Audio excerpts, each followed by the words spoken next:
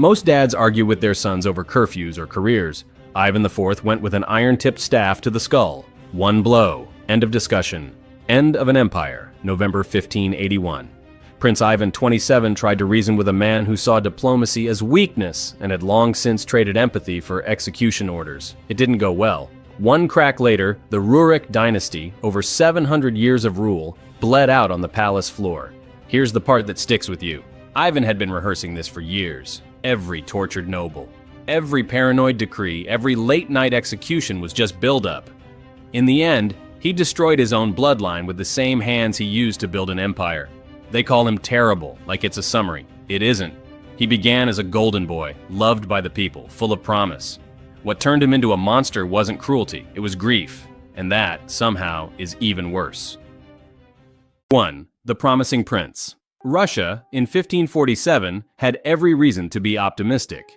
Their new 16-year-old Tsar, Ivan IV, was everything a kingdom could want: intelligent, well-educated, and genuinely interested in justice. He'd already survived a brutal childhood where rival noble families literally fought over his throne while he watched from the sidelines, powerless and terrified. But instead of becoming bitter, young Ivan channeled that trauma into reform. He created the first Russian law code that applied equally to nobles and commoners, a revolutionary concept that would later seem quaint compared to his more creative interpretations of equal treatment. He established local self-government in towns across the empire. Most importantly, he surrounded himself with advisors who actually knew what they were doing, not just whoever could kiss up the most effectively. The early Ivan was obsessed with fairness. He'd spend hours listening to peasant complaints about corrupt officials, ironically building up quite the expertise in corruption that would serve him well later. He personally reviewed court cases that previous czars would have ignored completely. Russian chroniclers from this period describe him as the people's protector, a king who remembered what it felt like to be helpless. Soon enough, he'd be reminding others of that same feeling. His military campaigns were equally impressive. While other European rulers were busy squabbling over tiny patches of land, Ivan was systematically conquering entire khanates. Kazan fell in 1552, Astrakhan in 1556. The Siberian expansion began under his direction.